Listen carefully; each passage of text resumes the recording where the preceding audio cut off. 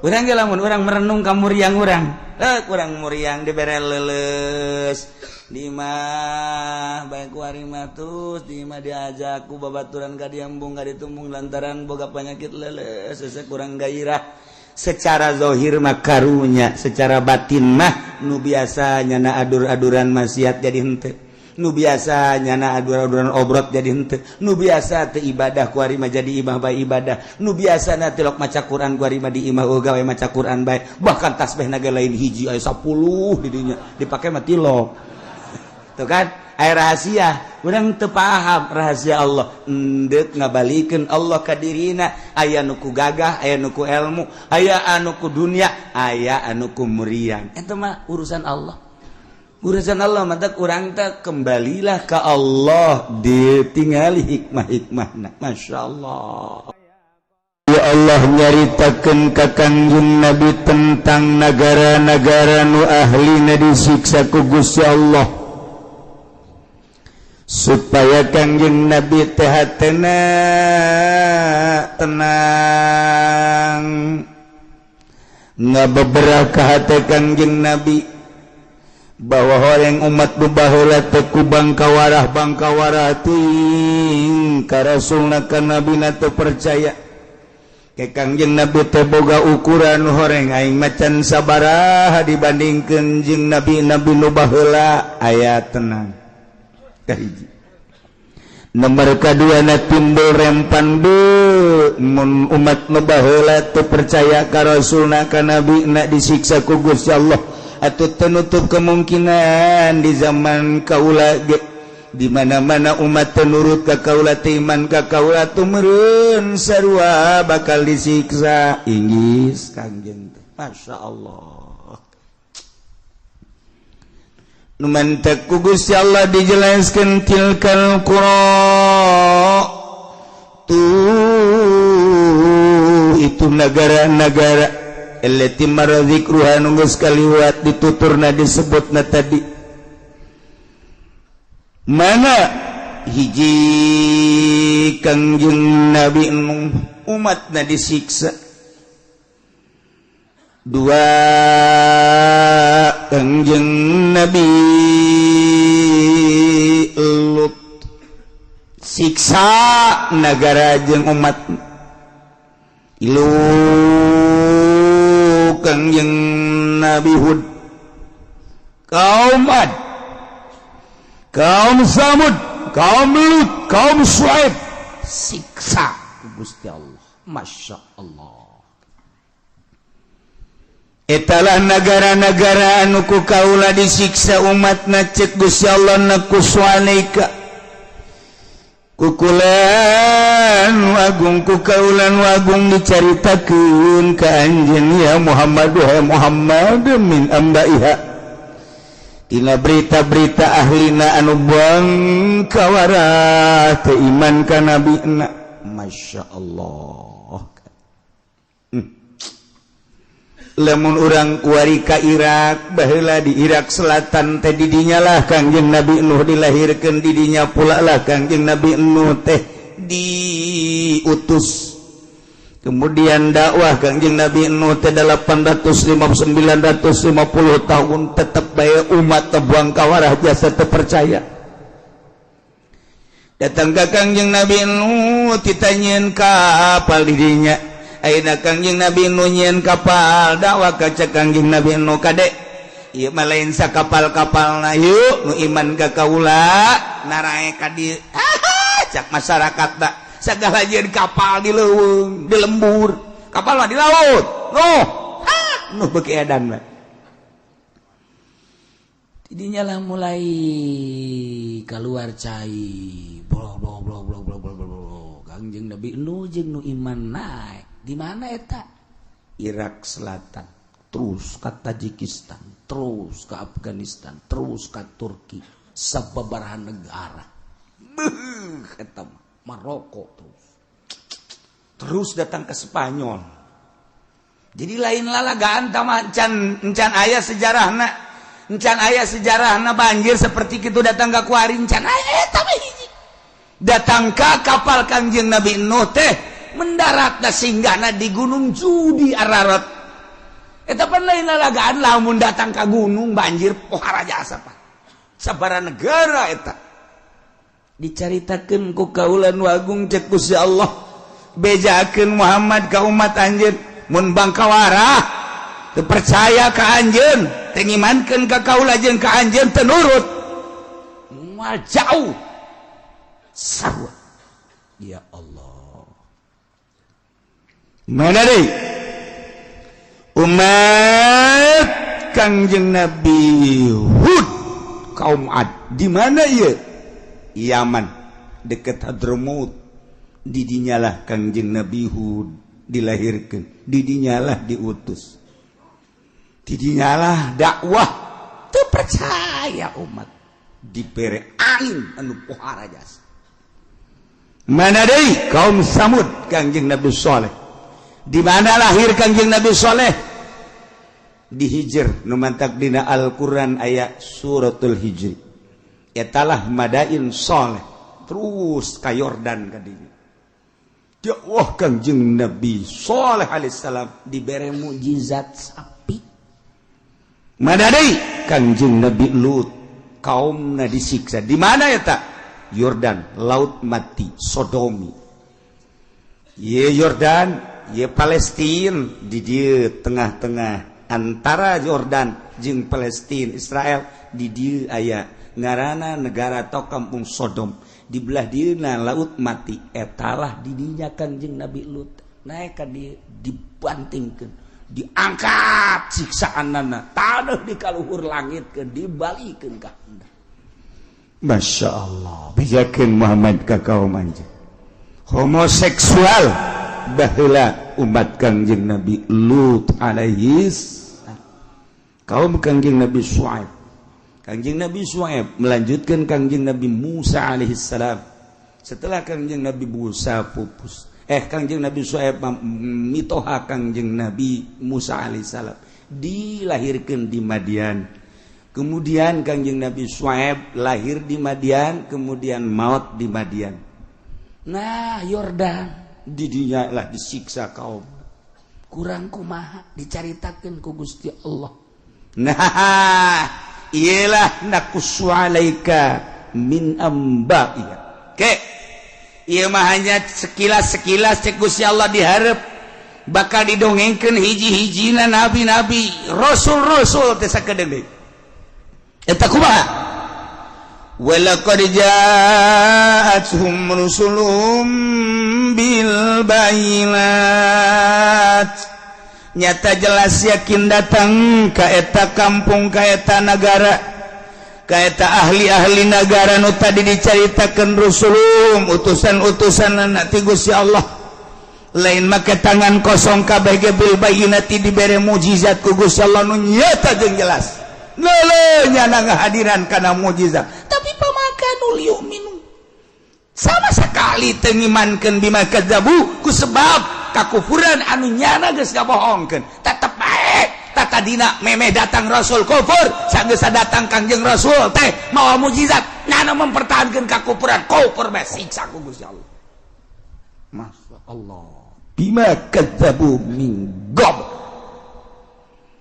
umat Kangjeng Nabi Nuh teh kufur ka Allah diutus Kangjeng Nabi Nuh mawa mukjizat Kangjeng Nabi Nuh teh tapi tetep bae nyana mempertahankeun kakufuran memeh datangna Kangjeng Nabi Nuh siksa Allah karim kaum Ad bangkawarah kufur ka Gusti Allah diutus Kangjeng Nabi Hud alaihi salam ininya Kangjeng Nabi Hud diutus dakwah umatna tetap mempertahankan kakufuran sakumaha memeh datang Kangjeng Nabi Hud sanajan mau mukjizat kufur bae siksa ku Gusti Allah Masya Allah karim kitu kene Kangjeng Nabi Saleh kaum Samud teh bangkawara teu percaya ka Gusti Allah diutus ku Gusti Allah Kangjeng Nabi Saleh alaihi salam dibere mukjizat sakumaha kahayang masyarakatna tapi tetap bae mempertahankeun kakufuran sakumaha keur memeh dihitungkan diturunkeun diutus Kangjeng Nabi Saleh alaihi salam atuh disiksa ku Gusti Allah kabeh karana itu Nah iya urang di zaman Kangjeng Nabi urang Kangjeng Nabi Muhammad sallallahu alaihi wasallam ngesabaraha siksa Allah anu ku urang karandapan kadeuleu tsunami teh gempa teh angin teh poek teh gunung teh eta kunaon ku sebab teu percaya ka Allah atawa ka hukum-hukum Allah ngalecehkeun ka hukum Allah geus biadab manusia teh diciptakeun ku Gusti Allah tapi teu percaya ka Allah dibere hukum ku Gusti Allah tapi nyeun hukum sorangan iya siksaeun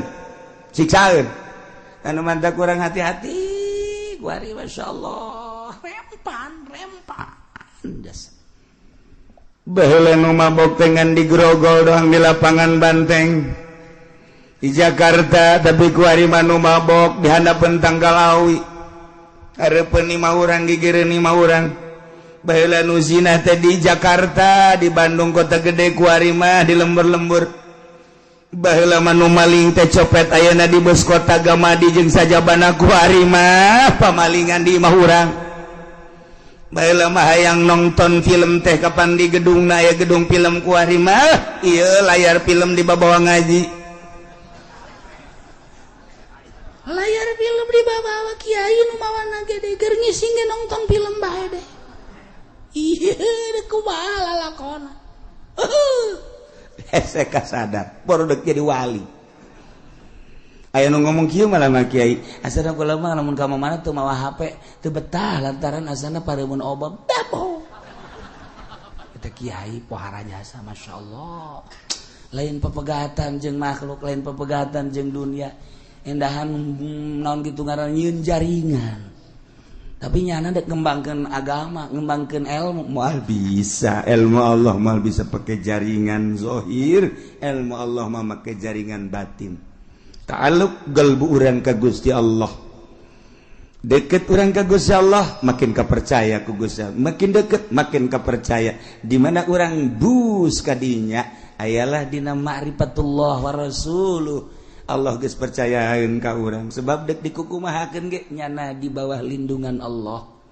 lain make jaringan make organisasi gaji supaya loba wow pakai surat undang terus dihubungan dihubungan capek ngaji kos gitu emang ulah kena kiai gitu lain ulah ngan kena nyeri hate nyeun undangan 1000 nu datang 100 ge jeung tihang aya 10 berarti 90 capek maning diri urangna bersihan deketkeun ka Gusti Allah pegatkeun urusan dunia pegatkeun urusan makhluk eta mah hate hayu bae ka Gusti Allah makin mencrang herang blus indah teu meunang ngadenge tongtrong ngajung ngorenjak bae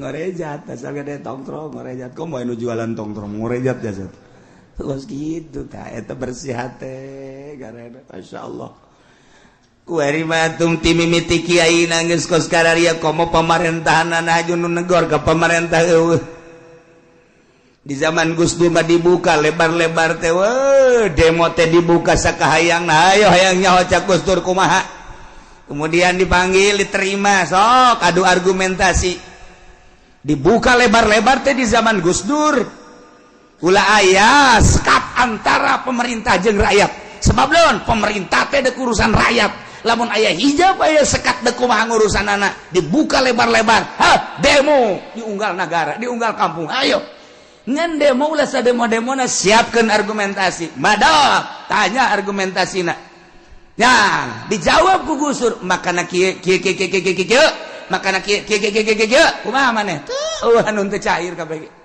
dibuka lebar setelah Gus Dur langsung SBY masih aya keneh 60% demo masih aya keneh diganti ku ari ku presiden urang terkurus sedunia teu masalah emang presiden urang kenyataanna kos gitu teu masalah eta ge cak nu lintuh ngomong gitu ge kumaha ku ari tidak ada demo bahkan hampir undang-undang kembali ke zaman Soeharto. Namun demo bisa tembak tempat. Encan sampai kadinya mangan direncanakeun teu meunang sekat makin jauh. Di zaman Gus Dur dibuka sekat, rakyat jeung pemerintah tidak ada sekat. Hei, pokoknya mah nanya naon, beurang penting silahkan di zaman Gus Dur mah. Tapi kuari, awas demo-demo, awas informasi dan lain sebagainya. Emang kuari kuah gitu. Siap. Jadi geus teu wani kuari mah. Nyara baris nyarana bae, urang nonton nyana. Teu bisa dek laporan. Lamun anak geus teu bisa laporan ka bapa, deuk kumaha jadina. Kula masuk inget ka dongeng bae lah di zaman gitu di India zaman tabiin. Aya seorang pemimpin India Islam. Harita keur carita pongaran. Nyana nyun lukisan. Bede jeung bagus. Lukisanana gandrung kan di India mah gandrung tanggal gandrung. Lukisan tangkal gandrung nu gandrungna keur meujeunna buahan. Di dinya aya manuk enclak di buah gandrung, kemudian bari macok kitu ta lukisanana. Wah, indah jasa, bagus jasa jeung gede, tempelkeun di hareupeun istana raja. Ku abeh punggawa-punggawa mun kieu ari mah bangsap. Itu kerabat-kerabat kerjaan waya di istana ningali jeung supaya itu mengomentari wabeh komentarna nu mistek bagus hebat memang bener bagus. Kuari diundang di kalangan tokoh masyarakat geus giliran pejabat ngabaguskeun kabeh tokoh masyarakat konglomerat kabeh diundang supaya neuleuh lukisan tersebut. Wow, anu teu ngalem kuabeh memang bagus. Kuabeh ngalem jeung bagus. Kuari ti kalangan rendah si miskin. Miskin. Salembur cokotan coba si miskin. Kumaha ieu terhadap lukisan ieu. Begitu leuleus si miskin mah tu ngaranna ge miskin ieu jeung bodoh pan. Atuh teu bisa ngadilai nya mah. Ngan aya salah seorang miskin biasa cumplang campling tanya seorang iya bagus tas eta kumaha lukisan cek ulama ieu lukisan teu bagus kabeh kaget atuh wah sana dibunuh cenah bakuran teu bagus sakeuna ieu lukisan bahkan salah panggil ku raja. Oke, berani amat ieu ngate baguskeun jeung nyalahkeun. Sedengkeun ieu karya seseorang anu luar biasa. Aya anu ngalukisna. Beureum. Di pelebah mana teu bagusna jeung pelebah mana salahna ieu. Raja ge sarua bingung. Panggil. Coba nyatakeun di harapan manusia. Kira-kira ieu lukisan bagus apa jore? Jore. Si miskin ieu berani amat miskin. Kira-kira iya bener apa salah lukisan? Salah. Nyatakan coba kuari di hadapan masyarakat, di hadapan penggede iya. Kagorengan jeung kesalahan jelaskeun. Cak nyana teh kieu. Ieu tangkal gandrung, aja tangkal gandrungna keur buahan tere dipanen berarti mondoyot.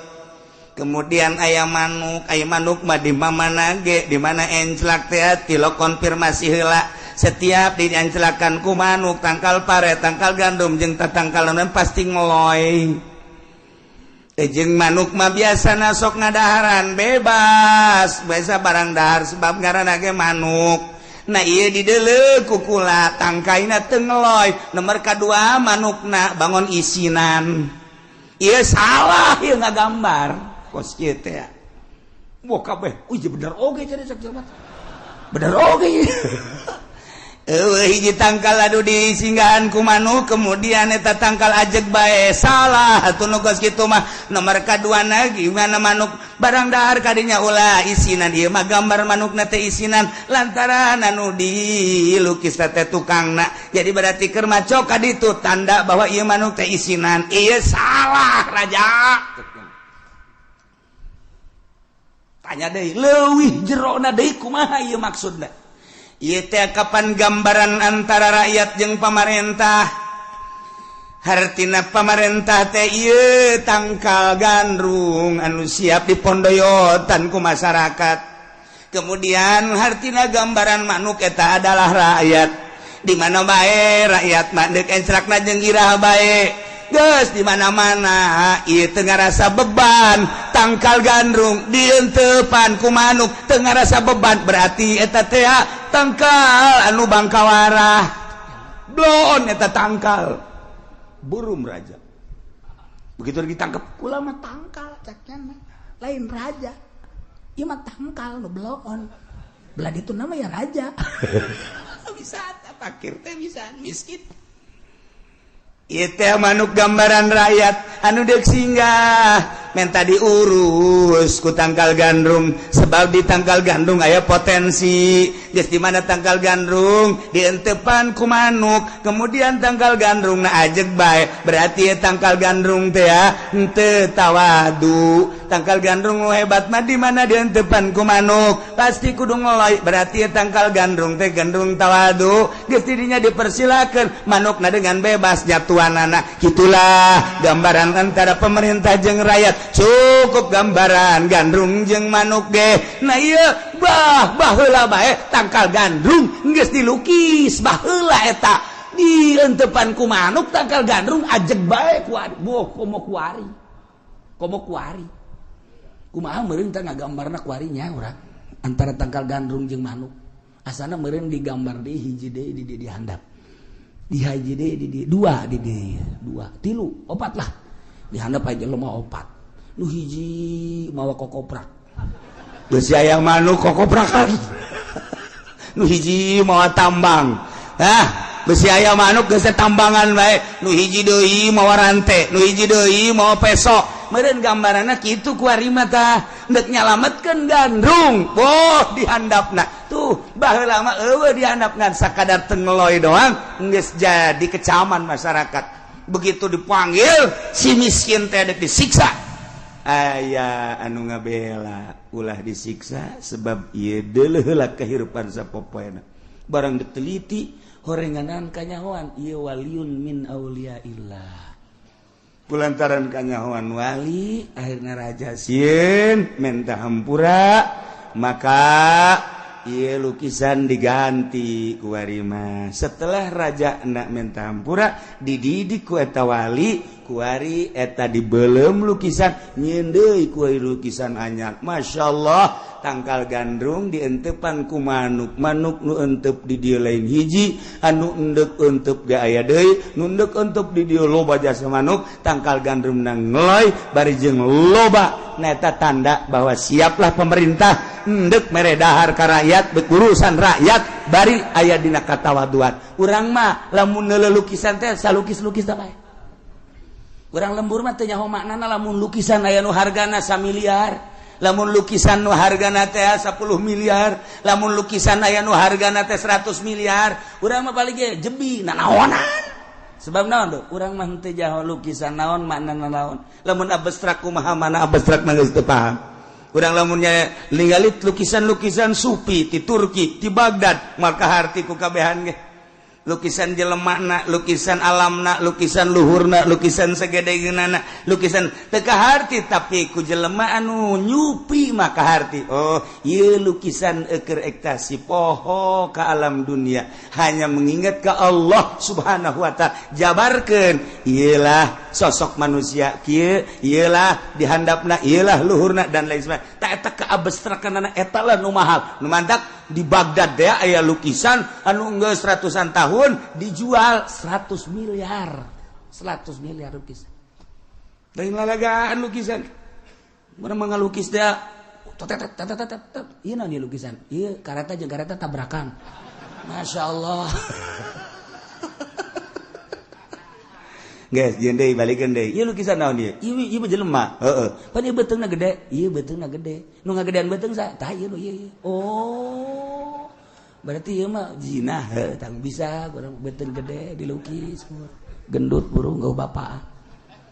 Urang lukisan teh kos sekarang itu, Pak. Masyaallah, masyaallah. Nah, iyalah kubang kawarahna umat-umat nu baheura mempertahankeun kakufuran. sanajan Allah ngutus nabi ngutus rasul mawa mukjizat kadele kunyana mukjizatna tapi teu percaya atuh di zaman Kangjeng Nabi urang ge urang onam kuari teu ningali teu hadiran mukjizat Kangjeng kapan Abu Jahal mah ningali kehadiran mukjizat Kangjeng Nabi nyahoeun lamun dicuruh Kangjeng Nabi keluar cai nyahoeun lamun ketika Kangjeng Nabi keluar jelema harareas nyahoeun lamun bulan di hareupeun ku Abu Jahal turun ka handap beulah nu hiji asup ka dieu nu hiji asup ka dieu keluar deui maca syahadat langsung indit deui nyahoeun lamun onta ngobrol jeung Kangjeng Nabi nyahoeun lamun eta tunggul korma teh ngahing-hing ceurik menta suaka ka Kangjeng Nabi eta mukjizat Kangjeng Nabi luar biasa kanyahoan ku kabehan kehadiran ku kabehan tapi ku bakawara mah bakawara bae urang mah kuari sakadar dongeng ti kiai di berjanji aya dongeng nu matak dieuwekeun teh berjanji teh ku Muhammadiyah bid'ah dolalah teh kajen di bidah-bidah ge urang nyaho ti berjanji al jannatu wa na'imu hasadul liman yusalli wa yusallim wa yubariku alaihi abdadi walimlah bismillatil aliyah mustaddiran fi barakati ala ma ana lahu aula terus dibaca ku urang walam macam min hamli terus dari orang kan ngeunaheun geus aya Syekh Ja'far anu nyieun dibid'akeun ku Muhammadiyah jeung teuing sebab naon urang nyahona ti berjanji dibaca ku urang berkahna luar biasa baca ku urang muludan berkah mah ulah wakah heula berkat nu jelas mah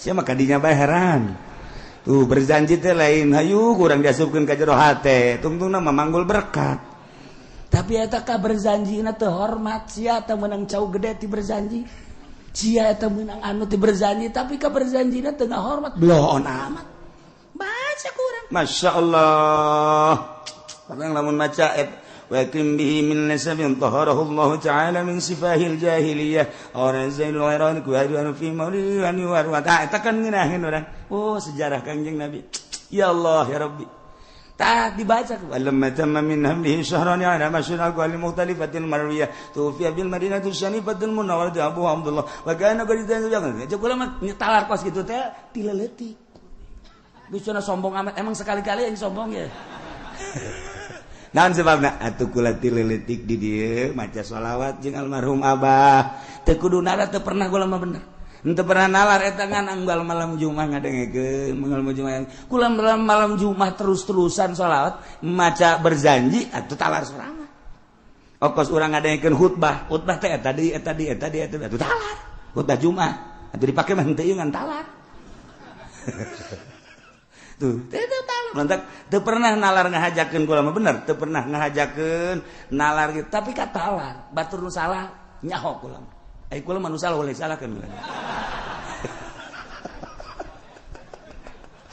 segala marhaba segala teu pernah nalar ngahajakeun ngan kula lantaran tileleutik baca shalawat yang berjanji jadi inget bae terus masyaallah karim geus barang kabelah dina oh indah amat ieu berjanji masyaallah dibidahkeun Muhammadiyah ku persieun teuing urang nyaho berjanji nyaho naon kitu ngaranna kaayaan Kangjeng Nabi sejarah Kangjeng Nabi ti berjanji nyaho kitu naon mukjizat Kangjeng Nabi teh ti berjanji atuh geus nikmat jasa ya Allah urang maca mukjizat bae balik manggih mukjizat deui teh lain mukjizat sakitu maca doang orang dijemput dianterkeun haju urang dibere berkat eta makna mukjizat pohara ka urang eta kok Haji Pudoli mah kabeli mobil eta mukjizat eta pohara jasa masyaallah karim pohara mantak sing ada eta mah kudu disuhun teh mah gua berjanji kudu disuhun mun Haji Pudoli nyuhun berjanji bud kunaon eta disuhun ieu masyaallah mukjizat kabeli mobil ya aduh masyaallah kudu mah diminyak misikan mukjizat eta dzalika yatba'allahu ala qulubil kafirin sakumaha nu baheula teu iman ka para nabi ka para rasul padahal mah dibere mukjizat neuleuh jeung hadir tapi tetep bangka wala kunaon eta diceplok ku Gusti Allah hatena diceplok dilak dicap ku bangkawaran sakumaha umat baheula hatena dicap diceplok teu daek iman yatba'ullahu ala qulubil kafirin. Allah ge nyecap, Allah nyepok ka hate-hatena nu kalalapir salilana kuari. Di Amerika lain teu nyahoeun kana dongeng-dongeng Kangjeng Nabi, di Inggris lain teu nyahoeun informasi geus akurat jasa.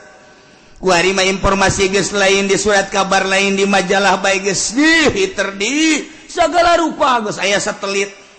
Ditampung kuari mah di satelit, di awang-awang kuari urang tinggal mukaan bae dek nyaritakeun sejarah ti mimiti Kangjeng Nabi Adam datang ka sejarah Kangjeng Nabi urang wali-wali nu baheula araraya berikut kitab-kitabna urang kuari mun hayang kitabnya hayang kitab hayangnya kitab Zabur tinggal diklik bae urang hayang kitab Injil tinggal diklik berbagai bahasa lamun baheula Kangjeng Nabi Nuh bahasana bahasa di Irak Babilonia Suryani eta teh aya kuari mah tinggal dipencet keluar susu salah mencet hayang nyaho Irak nu keluar eta bumbu kuari badeg naon ti mimitin eta baheula nama Kangjeng Nabi Nuh teh bahasana Suryani di Babilonia.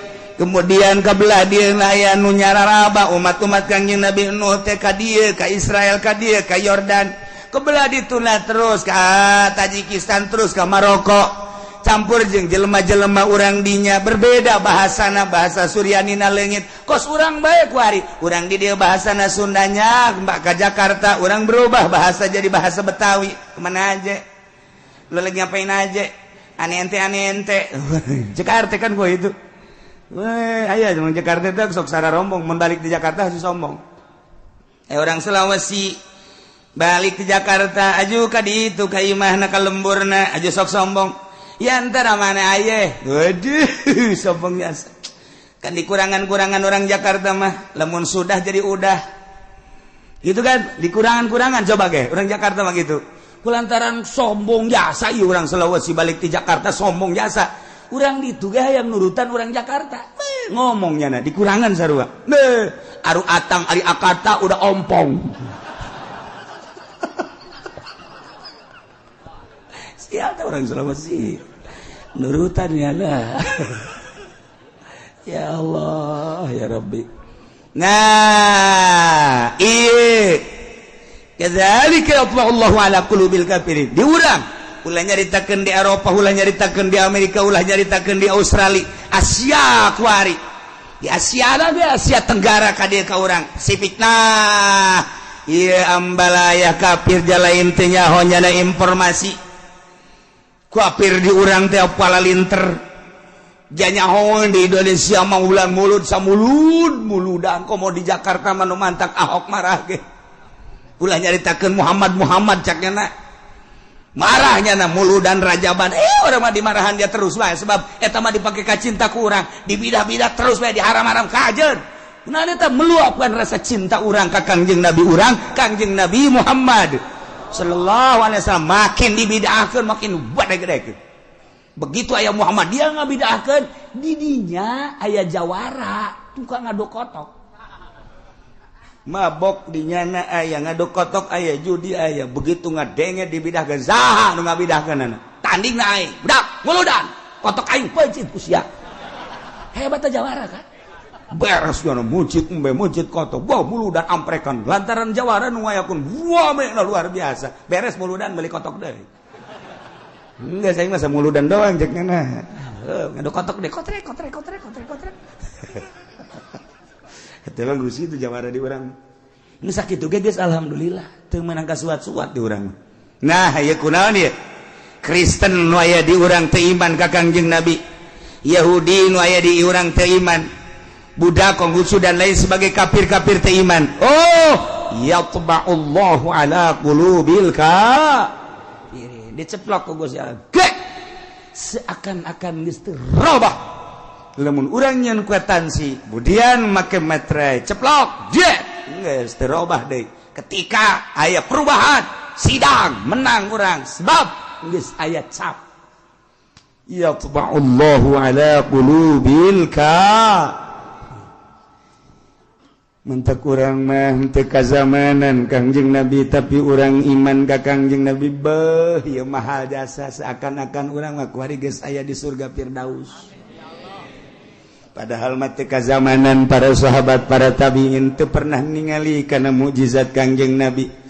Teu pernah ngahadiran mukjizat Kangjeng Nabi hanya dongeng-dongeng ti kiai nu nyaritakeun mukjizat tapi nyulusup ka jero hate urang iman ka Kangjeng Nabi sanggeus teh iman urang terus tuturuti ka Kangjeng Nabi sabisa-bisa urang eta teh urang seakan geus aya di surga Allah. Masya Allah demantak urang muludan keur aya di sorga sebab nyaritakeun ahli sorga. Teu pernah urang teh karambanan kabarengan urang kazamanan ka Tuan Abdul Qadir tetapi caritaan-caritaan jeung elmuna aya urang cinta ka wali Allah lantaran Gusti Allah ngajelaskeun dina Al-Qur'an ala inna auliya Allah la khaufun alaihim wa la hum yahzanun jeung hadis-hadis Kangjeng Nabi nyaritakeun tentang wali nyurusup ka jero hate urang komo mun nyaritakeun karomah para aulia Allah urang cinta teu kabendung ku urang di bidah-bidah Wahabi apa itu? Nggak bidah-bidahnya mah kahaul-haul Tuan Syekh kahaul-haul bangsa kajen teuing. Hanya urang nu nyaho, hanya urang nu ngarasakeun kacinta urang ka wali Allah. Geus bae urang mah sakitu bae di bidah-bidah sok ke di akhirat balap sia jeung aing. Sakitu bae. Ulah hese-hese sia ngabidahkeun. Geus sia aing mah aing bae dek cinta ka wali aing. Titik geus sakitu. Teu cenah beusi ka neraka, aing ge beusi sia ka neraka bego. Siang ngabeusi-beusi ka aing mah lain ngabeusi-beusi deui ka sia. Leuwih ti beusi aing mah.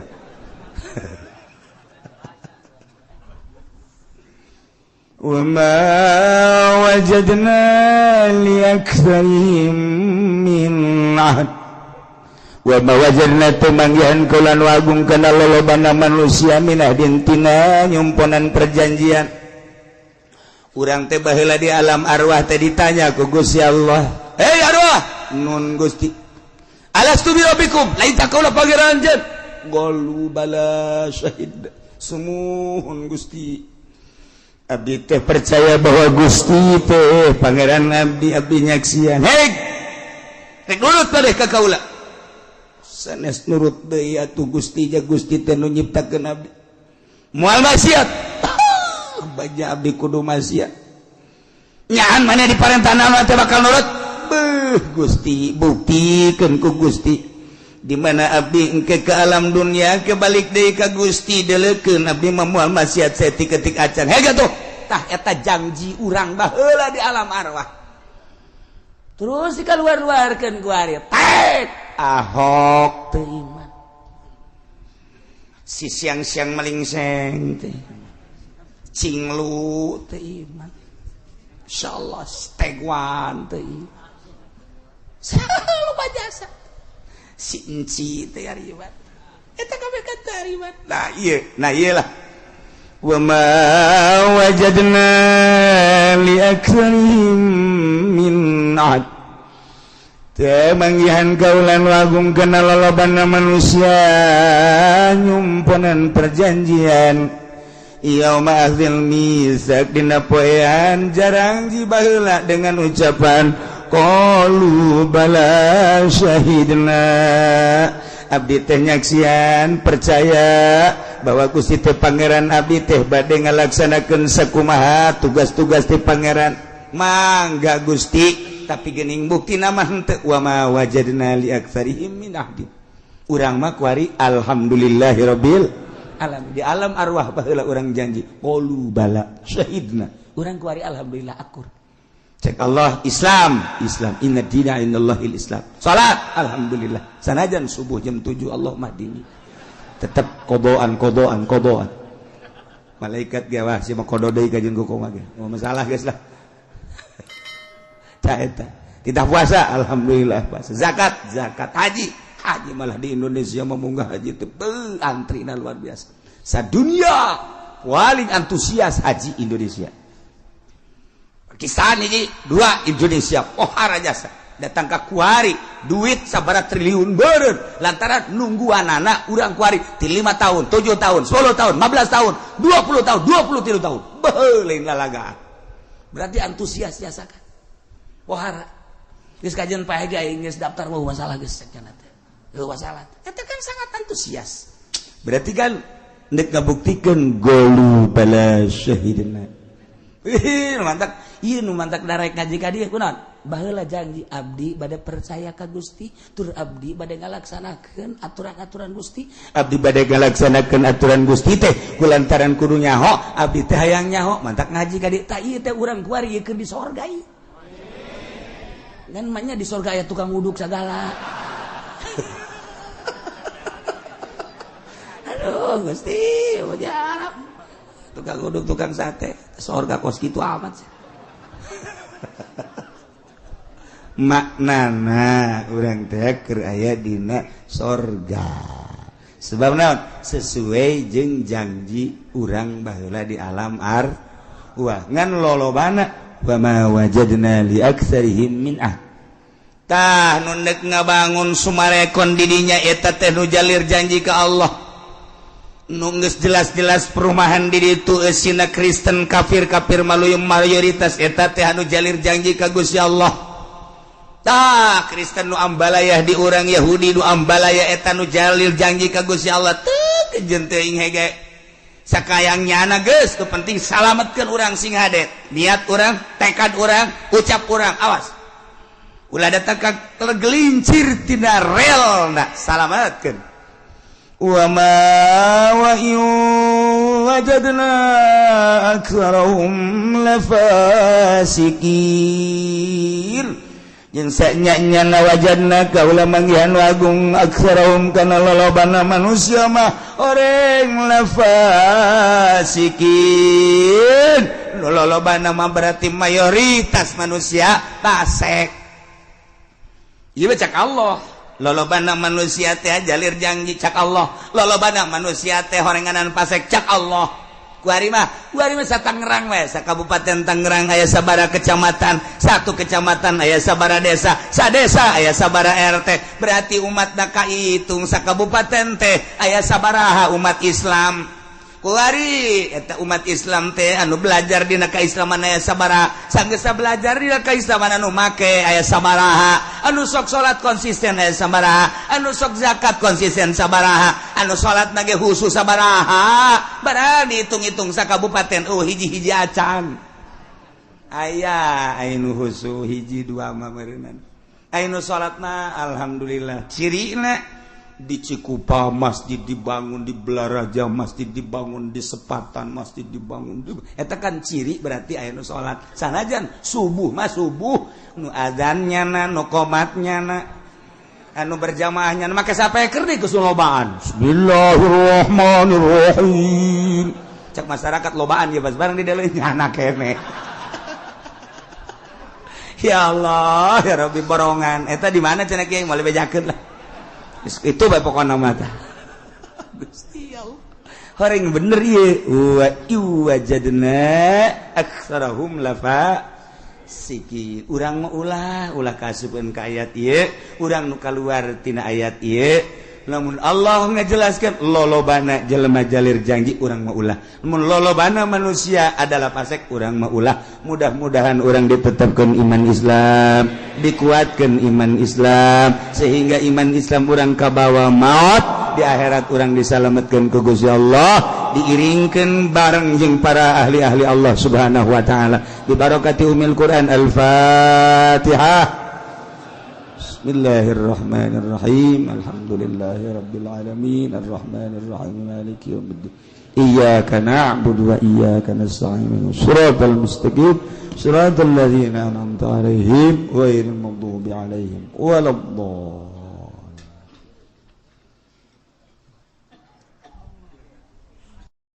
Kalawan sebab kangjing Nabi Zakaria alaihi salatu wassalam lama kutila samangsa dan bapaknya Zakaria dan bunuh apa sabauna alpan 70.000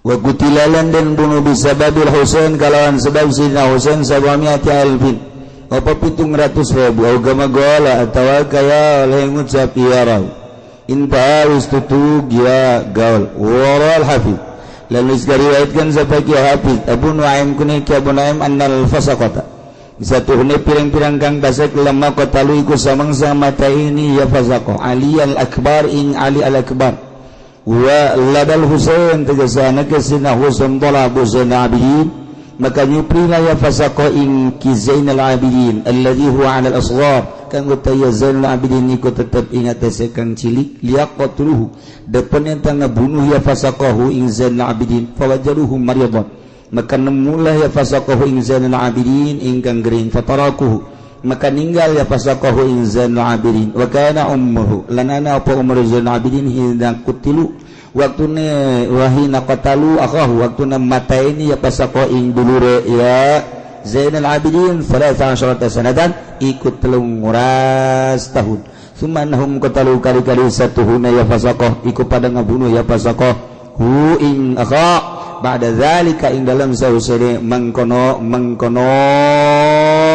ing dalam sausane mangkono talab bimuddatin kalawan samasa wa hamalu rasah lan pada naranggung lah ya fasaqah ing sirahe akha ila nusra maring negara Mesir fi masyari ing dalam kubur kang nggon atau kang mati syahid ya akha qariban dari parak min nujratil qal'ah saking majatul ghalah min Nil Nusra saking dengan Nil min Nil Nusra kama raituhu kaya barang kang ningali sunhu ing maktuban ingkang ditulis ala gabrih ing atase kuburan akha bi khatin grim kalawan tulisan kang dingin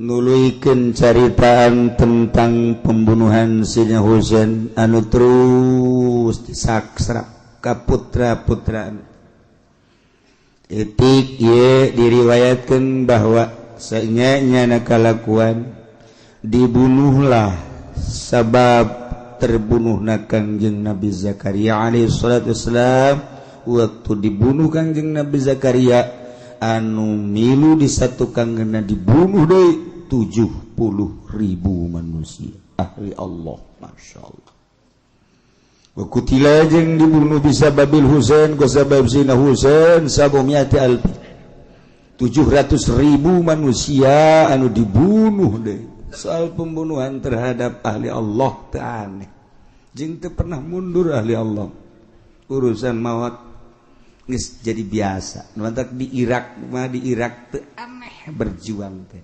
urusan eleh jeung menang lain urusan urang teu penting berjuang geus teh gimbir urang Irak masa Irak Iran Persia teh negara-negara kuno tiba agama gola intah waral Hafiz Abu Nuaim Kiai Hafiz Abu Nuaim nyarioskeun annal fasaqata saenyana jelema-jelema anu buang kawara nu para rasik begitu manehanana ngabunuh Ali al-Akbar putra daripada Sina Husain gaduh putra ngaranna Ali Akbar kuburanna di Iran Ali al-Akbar aya Ki Ali Murtadha aya Ali Akbar aya deui kitu Fadl itu makam rame di Iran rajas jelema-jelema nu para rasek neangan nadina ye ngaranna Zainal Abidin nu harita masih keneh leutik keneh maksudna mun aya dibunuh teangan disaksak Zainal Abidin kapanggih Zainal Abidin teh pawajaduh cuman keur dibere muriang panas ngahodhod Zainal Abidin teh kulantaran muriang pataraku diantep ditinggalkeun harita umurna waktu jelema buang kawarah ngabunuh dulurna yakni Ali Akbar Zainal Abidin mah umurna kakarak 13 tahun diantep anu mantak ieu thariqah teh Kangjeng Nabi ti Kangjeng Nabi ka Sinali ti sana ka Sayyidina Husain ti Sayyidina Husain ka Zainal Abidin kadinya jalurna kadinya thariqah nu moana basa dunya kitu bae malaikat Jibril Gusti Allah malaikat Jibril Kangjeng Nabi ka Sayyidina Ali lamun anu kitu ka Sayyidina Abu Bakar aya Sayyidina Ali mayoritasna Sayyidina Ali, Sayyidina Husain, Imam Zainul Abidin. Eta Imam Zainul Abidin eta tah. Masya Allah, nu nyana salapat sebab harita waktu kerduk diberono dibeakeun kabeh zuriat Kangjeng dibeakeun manehanana muriang. Berarti muriang teh aya manfaat. muriang aya mangpaatna ongkos duka mari ieu teh kapal saurang teh keluar kapan pasporna nyana mah teu bisa. Nah begitu nyana teu bisa kan marah nyana, wah kenapa saya marah sedangkan bisnis begitu teh kapal ragak alhamdulillah. Berarti kan eta paspor teh keluar teh alhamdulillah. Sareng nu ojol teh nu ojol sarua bae. Aturan mah nyana kulantaran nyana mah atuh diojol, baik bae tuh, maneh bae tuh. Kursi diojol nyana mah teu berangkat. Berangkat. Terjadilah kecelakaan. Nyana alhamdulillah hadena ojol. Tuh kan gitu.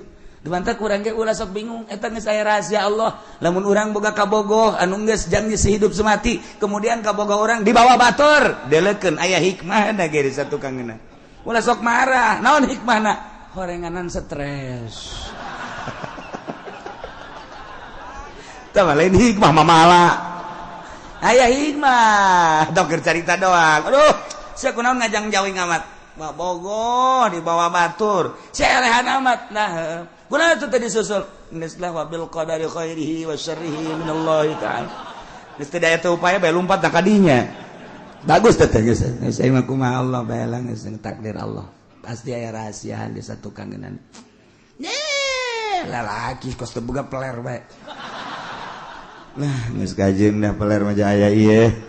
Ajeun teu ka mamana ku aing sok dicekelan we ge peler. Itu sian teu marah, geus malam geus aturan ti Lauhil Mahfuz berarti geus. Luhur ya budak ya luhur. Luhur ya budak ya luhur. Jadi ledek naon ge terus bae, geus sabulan 2 bulan setahun bener. Ya ceng. Ceng bangunna ieu, jan boga pamajikan. Encan. Yeuh milu ka ditu. Ka mana? Ka imah adi teh. Aya naon? Teu hayu bae ka ditu. Daek aceng dari dia sagawe-gawe bae aceng. Oh, teu teu naon do gawe-gawe bebersih juku taman beres. Sebulan 2 bulan 3 bulan aya anak nangiceupanna. Mungkin inilah rahasia Allah. Atuh Allah mah nyieun rahasia babari jasa. Ye emang kumaha gitu. Terus ka dieu main mata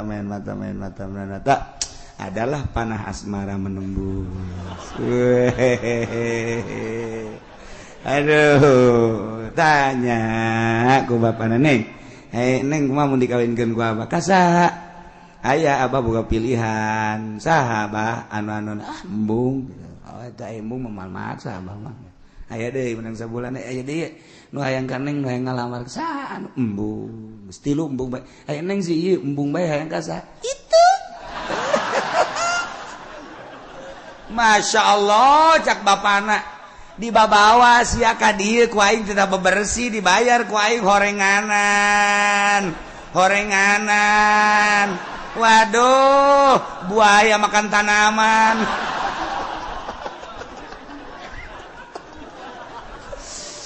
Tapi beureun geus rahasia Allah geus lah bapak geus ridho bae nu penting bahagia bae atuh ya rumah tangga geus masalah geus. Ngapaman penting bahagialah di dunia ieu jamal kebal sia kaderna ku aing salatna bagus baca Qur'anna bagus lah tuh di dunia ieu di abah ge jamal beak geus lah pokona mah tah kawinkeun tuh itu rahasia Allah tuh inditna dibawa ka bogoh nu itu tunggu aya rahasia di balik udang.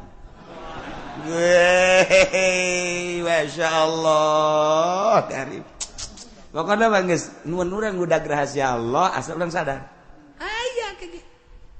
Aya urang ngangen kurang sadar doang urang ulah mus mun aya musibah nah sodmatil ula tanu dideuleu ku Gusti Allah sodmatil ula teh begitu musibah datang eta nu dideuleu ku Allah urang dibari panyakit sodmatil ulana sabar ti Allah eta sareng mah masalah ngan ti Allah sadar urang da ta eta teh sodmatil ula Allah bakal naikkeun derajat. Urang lempang ya, begitu orang lempang ditajong, boblok ke batu teu neuleuh meureunna. Cak batu emang aing irahan neuleuna. Jadi ngerti balik teu neuleuh. Sia kunaon nyarekanan aing cak batu. Eta sodmatil ula urang ngarasul teu bagus. Tapi lamun urang ditajong, masyaallah, alhamdulillah Allah najongkeun nan jempol ieu ka batu poe ieu. Geus Allah naikkeun pangkat. Ieu eta sodmatil ula, muriang urang ieu. bos kok anu geus rumah sakit anu geus rumah sakit makan geus ka Singapura geus bebeakan kakarak sabar kieu nah aja emang teu berobat lah geus sabar bae lah nya geus kumaha Allah bae tadi kakarak kadenya ku ba Allah deuk naon deh atuh geus beak sagala tak eta mah teu direken tah bos gitu mah teu direken ka Allah. Jadi sunnatul ula nu direkenna teh pertama kejadian. Masyaallah. Talamun urang boga kabogo, sekak ku batur dikawin. Alhamdulillah. Pasti nyebut alhamdulillah. Iya tuh geus nang Allah. Geus nang Allah, geus kumaha pasti aing kajen ku kumaha digantian ge ku Allah. Ya, aing mah geus yakin biasa. Bener menang satahun teh ya. Aya. Saya can kawinnya. Yuk kalau murahin. Dengan atuh sugan bae ngaranna ge manusia nyareat-nyareat ai bae leumpang. Hayu atuh berangkatnya na milu ka lemburnya na. Masyaallah di dinya aya nu tas tinggalkeun ku salakina. Aya jahe. Masyaallah imah boga mobil boga perusahaan aya. Wih mantep. Geus lah geus masalah geus. Sia da ka dieu. Masalah geus. Barang dihitung-hitung umurnya 55 tahun. Saya dek ajen lah, sugan pendek umurnya nak. Prak angel kapaeh deui. Ngan itu urusan waris batu Allah nu ngatur. Ngan dibalik eta masih aya hikmah. Ye, pokoknya Allah mah kitu bae. Nah ieu Imam Zainul Abidin Muriang dibunuh wali Allah nurus ka Imam Zainul Abidin sadunya kabeh diburiangkeun ku Allah selamat Masya Allah karib tuh urang ge lamun urang merenung ka muriang urang urang muriang dibere leuleus di mah bae ku ari matus di mah diajak ku babaturan ka diembung ka ditumbung lantaran boga penyakit leuleus sesek urang gairah secara zahir mah karunya, secara batin mah nu biasanya na adur-aduran maksiat jadi henteu. Nu biasanya na adur-aduran obrot jadi henteu. Nu biasa teu ibadah ku ari mah jadi imah bae ibadah. Nu biasana tilok maca Quran ku ari mah di imah gawe maca Quran bae. Bahkan tasbihna ge lain hiji aya 10 di dinya. Dipake mah tilok. Tuh kan? Aya rahasia. Urang teu paham rahasia Allah. Endeup ngabalikeun Allah ka dirina. Aya nu ku gagah, aya nu ku ilmu, aya anu ku dunia, aya anu ku muriang. Eta mah urusan Allah. Urusan Allah mah urang teh kembalilah ka Allah ditingali hikmah-hikmahna. Masyaallah. Cuman orang bodoh hanya wali-wali Allah nu nyaho. Wali Allah mah nyaho ieu muriang kitu maksudna. Ieu sugih ieu maksudna. Ieu teh boga jabatan ieu maksudna. Artina maksudnya aya anu cilaka, aya anu bahagia, geus nyahoan wali mah nyaho. Diberenya oh ieu ku sabab jabatan bakalna cilaka. Oh ieu ku sabab sugih bakalna salamet. Oh ieu ku sabab susah bakal salamet. Nyaho tah. Aya anu sugih nyalametkeun, anu sugih nyelakakeun, susah nyalametkeun susah. Dibere terbuka ku Gusti Allah, wali Allah mah plak ngan teu meunang. Nyana ngomong secara tasrih paling kinayah sebab lain nabi. Nah leutik keneh ngan alladzi huwa 'alal asghar maksudna nek dibunuh tapi kulantaran muriang henteu maka harita umurna 13 tahun summa innahum gadaluh dulurna Ali Al-Akbar dibunuh. Nah, sanggeusna dibunuh, sirahna dipotongkeun sirah. Ceger. Biadab da urang luar negeri. Ulah aya cak nya turunan Kangjeng Rasul, putus. Disikat habis. Eta sirahna dibawa ka Mesir, hibasyadihi gabiban min majratil gal'ah. Di kuburan para jelema nu maut syahid min nil Misra. Aya dinya deket min majratil qal'ah kina bengawan Nil Mesir sakumaha nu ku kaula cek musannif ningali tulisanana ala gobri bi khatin qadim tulisan anu baheula aya di Mesir bengawan Nil kemudian kabelah kitu non kana kidul tadinya aya itu kuburan Masyad masa tempat-tempat jelema nu maut syahid di dinya dikubur. Oh, orang lamun ningali pakuburan di Mesir ahli-ahli Allah pohara. Di Mesir mah geus pohara, ngan ka pohara ada tuh pohara di kotorna di poharanya, sampah di mana-mana. Eta urang ziarah ka kuburan Imam Syafi'i, belah dieuna teh jajaleunan Imam Waqi'. Ziarah cukup di jalan bae, lantaran kotorna pohara. Ahli Allah ahli Allah loba jasa di Mesir tapi kuarit teu terurus bentukna mungkin keur bentuk demo eta di Al-Azhar ambalaya sampah-sampah meureun ku sebab ieu teu satuju jeung pemimpinna keur diantep atuh dibersihan mah gampang di Mesir mah sadaekna ditut lapangan dibeulum dan lain bentuk demo ti masyarakat diantep bangawan Nil ge geus teu terurus terus bangawan-gawangan nu lainna non kitu ngaranna solokan-solokan anu ti bawangan Nil sampah hideung caina kos kitulah ala kadar cerita Mesir jeung ieu sirahna dikubur kitu di Masyhad eta min Nil Misra kamar tu ayat tulisan dakhatin qadim wa indahu rasul sayyid zaid wallahu a'lam bissawab.